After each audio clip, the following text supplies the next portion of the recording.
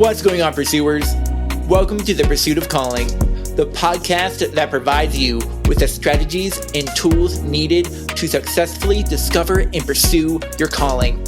Whether it's through inspiring stories, thought-provoking interviews, or quick, insightful episodes on personal growth and development, we've got you covered. I'm your host, Thomas Carney. Enjoy the episode.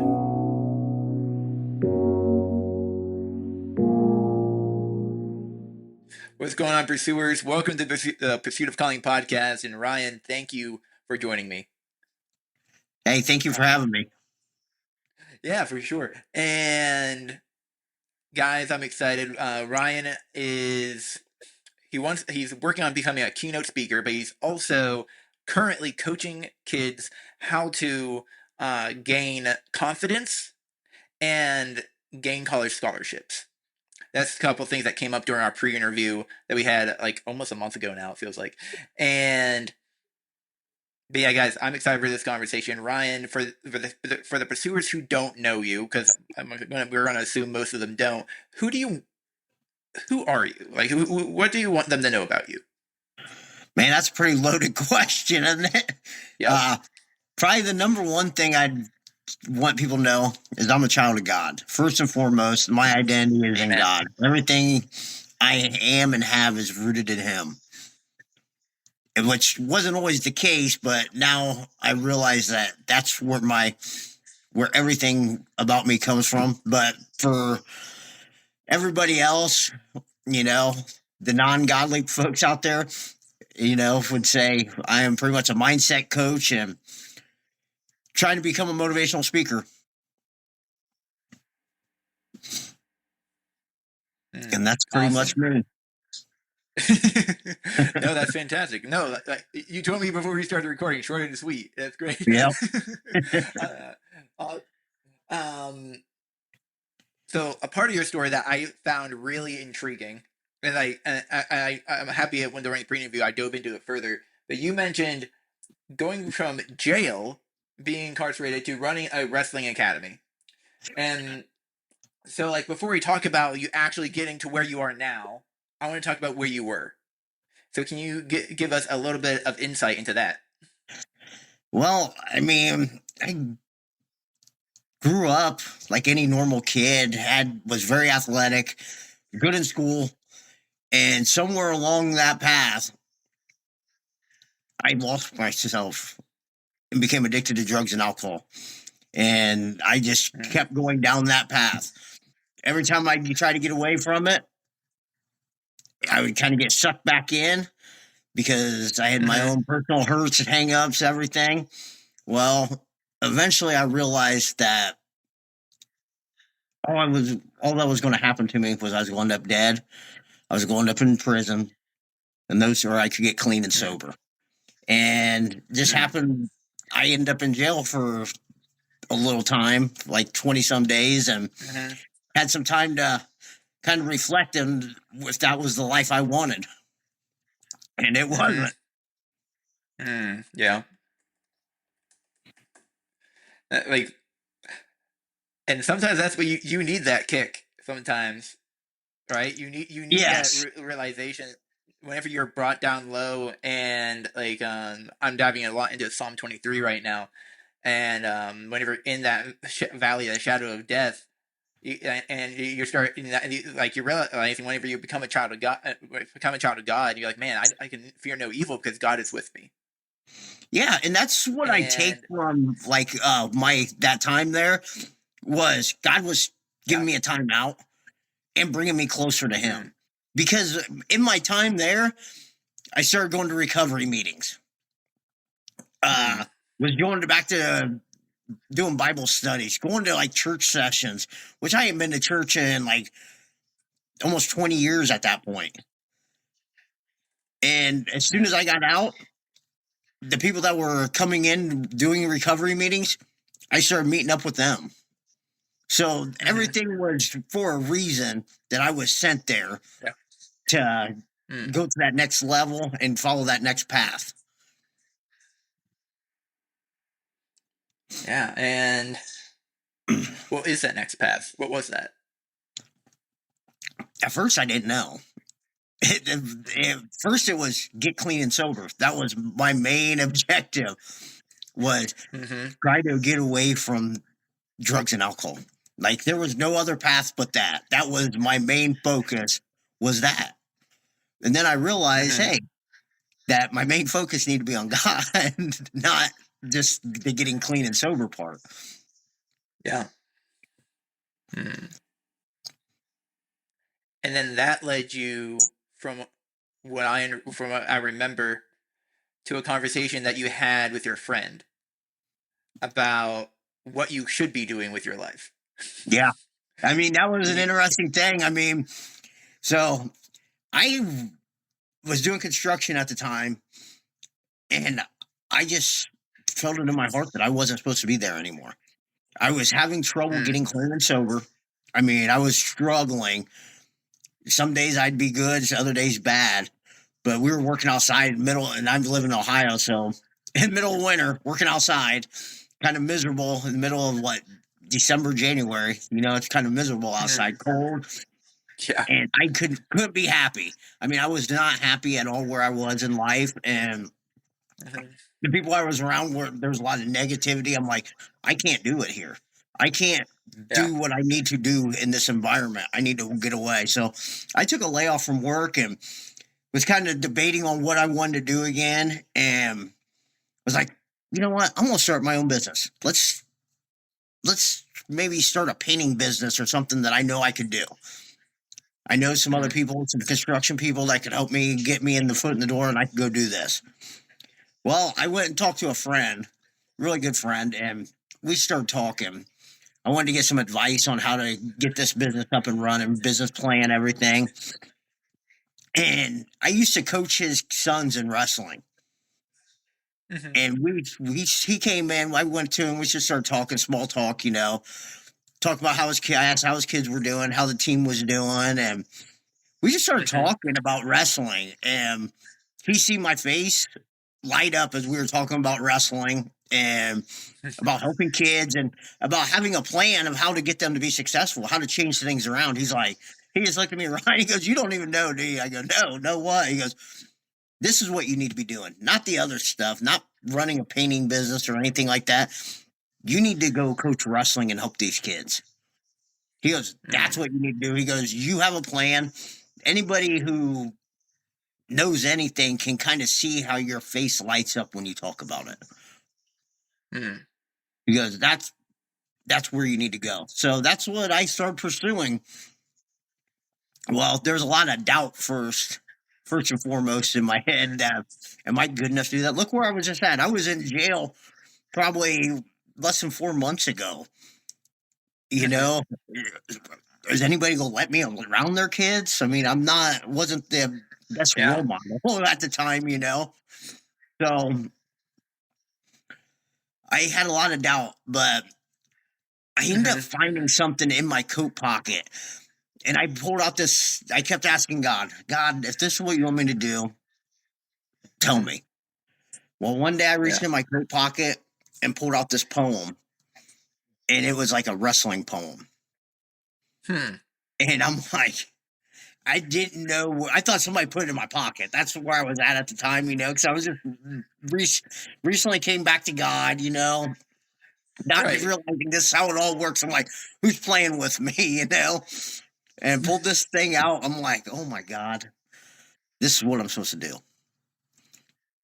Hmm. So I went and pursued that track. Yeah. And previously, you talked about on our pre-interview. You talked about building confidence in these kids because that's where they needed to start because they didn't have confidence in themselves to be able to achieve the things that you knew that they could. Uh, right? Yeah, Yeah. that's why I start with And everybody for sure, is for confidence. the for the listeners of this podcast, I've decided to shift my focus, my niche towards young Christian men who are dealing with these chronic conditions and similar to mine.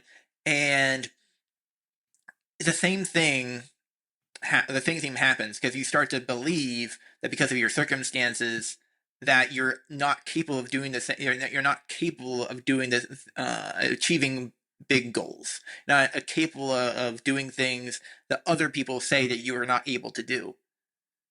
So, what would you be able to say based on your experience with kids that are in certain circumstances or even believe things about themselves? Like, how does that translate?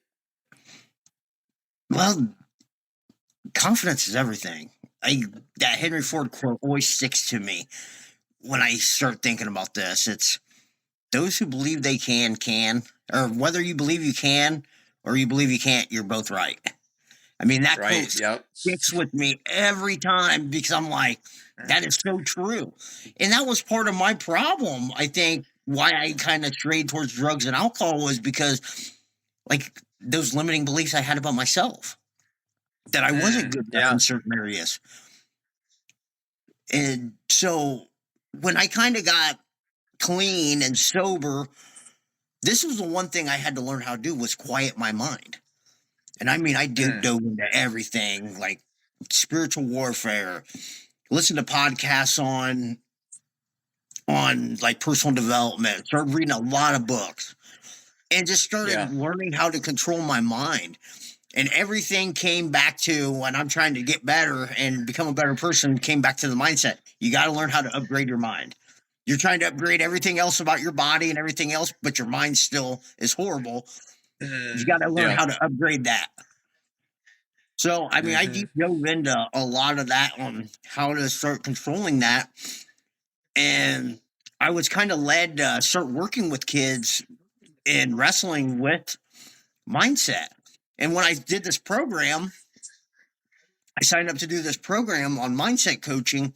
I'm like, we started talking about, they gave me the worksheets and everything that we were doing. And I looked at them like, man, this is a lot of the stuff that I did for myself, to upgrade my own mind. I'm like, I bet this stuff Yeah. works. So I kind of started working with a kid here, and it didn't really take with him because he Hmm. did some of the work and then he didn't. But I kind of learned a little bit, I tried to rush the process with him. Like his process needs to go slower. So I need to go slower with a lot of people. You can't rush the Mm, process of them upgrading their mind. It's an everyday occurrence, and the process of the process, you can't rush it. yeah. So I took on another kid, and wow, it took off. Like this kid went from like mid level, which he always had the talent, but his mindset wasn't very the best. But he went from mid level to top notch, like Mm, very, very good. And people started noticing it, within a yeah. year. They've seen like the transformation this kid had within a year of working with me. And then the next Yeah. year, I mean, was even better. Mm, So eventually I started picking up clients all through word of mouth. yeah. So, So what I do you kind of do? seen. Yeah. So realistically, what I say is I build confidence in them. I get these kids to believe that what they want and desire in their heart is not impossible. Hmm. I Yeah. kind of give them permission to go get it and build them out plans. But first, like I said, I start everybody out in confidence because I know how hard it is to go Hmm. like try to achieve something bigger than yourself that you don't think you can do. Like there's going to be a Yeah. lot of struggles, lots of ups, lots of downs. So getting them to Right. learn how to calm that mind and start eliminating those voices in their head, those Mm, limiting beliefs they have about themselves. I mean, that is the main thing. Like why I start out with confidence is I get to start recognizing their patterns of their thoughts they have. And then I also yeah. get to, you know, kind of get them to start rewiring it by what they're telling themselves and how they talk to themselves. Mm. So, in particular, what is the practical way that you do that? How do you rewire somebody's brain? A lot with daily affirmations. I'd Mm, say the two biggest things in confidence that I do is daily affirmations and visualization. The daily affirmations, I mean, it's not where we're just sitting in a mirror saying, I am this, I am that. No, They're more like what Tony Robbins would call incantations, because you're creating movement with it, like body movement, and you're actually speaking it Mm, from the heart. And like there's feeling and emotion in it, not just I am this, I can do this, yeah. not just that. It's creating movement where you're actually believing that. And then you add the visualization to it later on, and you're starting manifesting things and starting to actually see yourself doing this stuff. And it's like, man, I can do this. And then you start Yeah. like, eventually when you build the daily action plans and the habits to go with it, putting the work into it, everything starts, you start gaining a lot of momentum where you start believing you can do it. Mm. Mm. What's an example you can give us? Like, I would love for the listeners who are still listening to the episode, who are like, okay, I want to hear more of what Ryan has to say. Uh, what like let's do something. Let's give them something practical to do.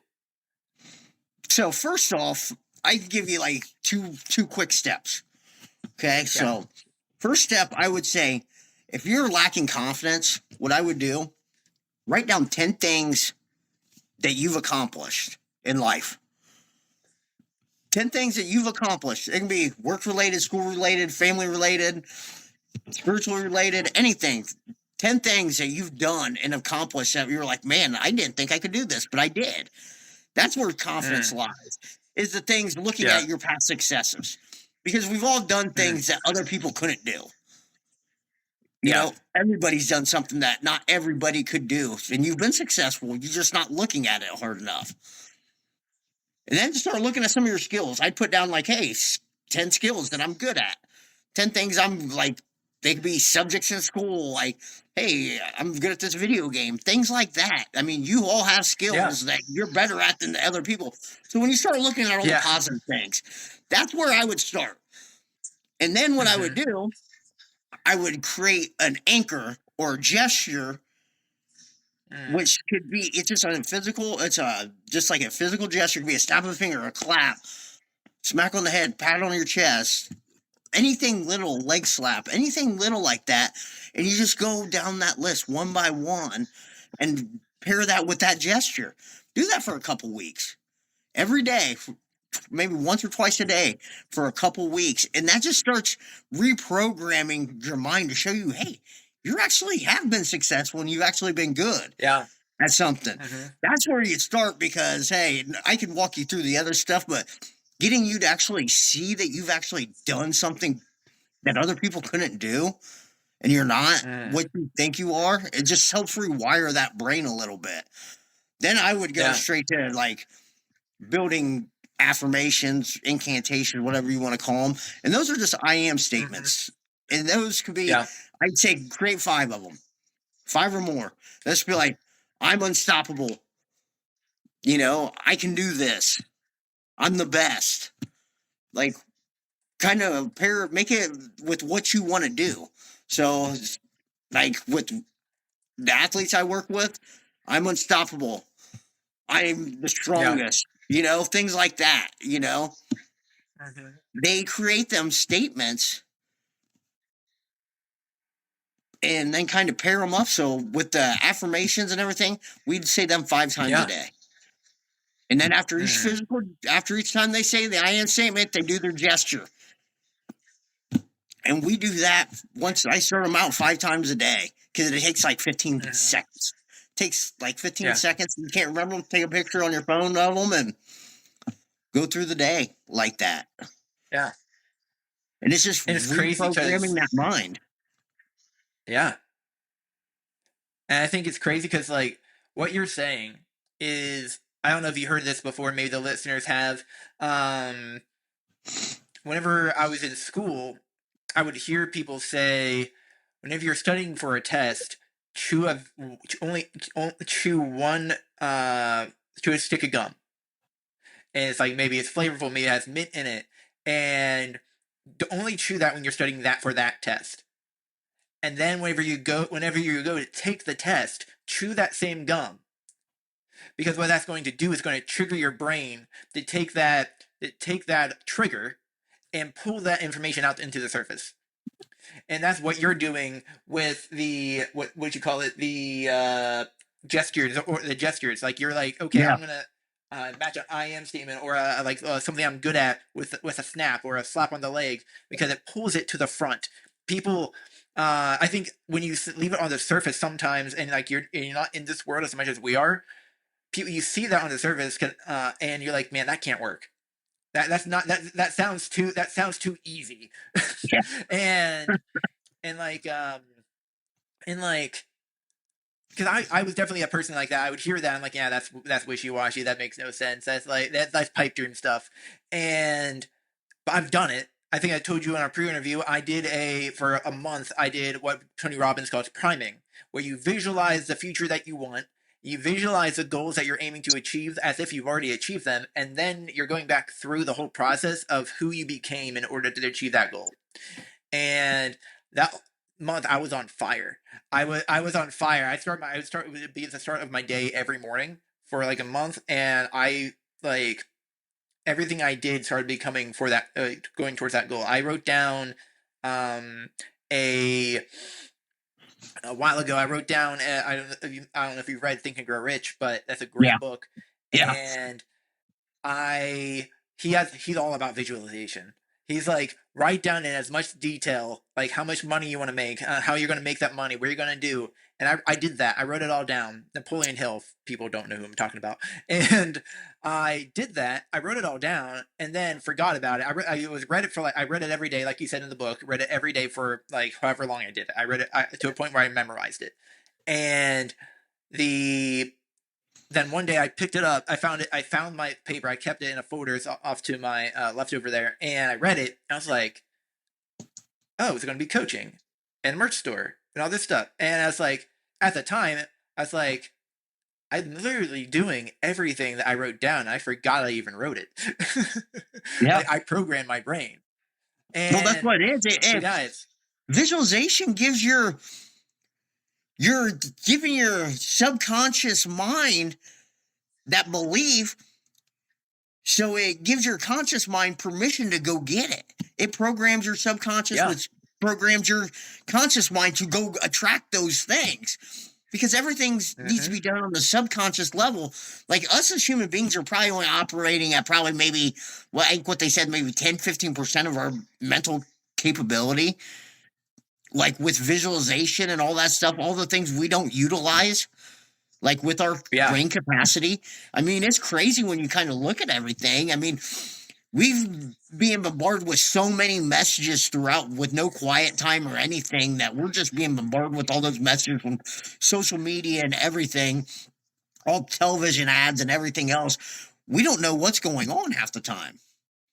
mm-hmm. Yeah, So that's why that quiet time away from yourself and like the visualization definitely works. I love visualization, like you've talked about how it worked for you. yeah, yeah. It's I don't know. It's fantastic. And now we're talking about, man, I don't do it enough. And Yeah. but like that's also why whenever we were talking, like someone tells a story, and the people who are listening are starting to form a story of their version of it in their heads. And they're like, if you're talking about driving your car, they're thinking about driving in their car. And I'm like, the so like why can't we do that for ourselves? Why can't I be like, okay, I'm gonna intentionally do that instead of letting my subconscious, I'm gonna start programming my subconscious. And whenever we start programming that part of our minds, then it takes, we don't have to think, eventually we don't even have to think about it. Eventually it's our subconscious works independently of us, which is awesome. But we have to intentionally take a hold of it instead of letting the world dictate what it's going to think. That's why you're starting to. That's why like fight or flight is a thing. That's why because like we start to get programmed by different things and different triggers.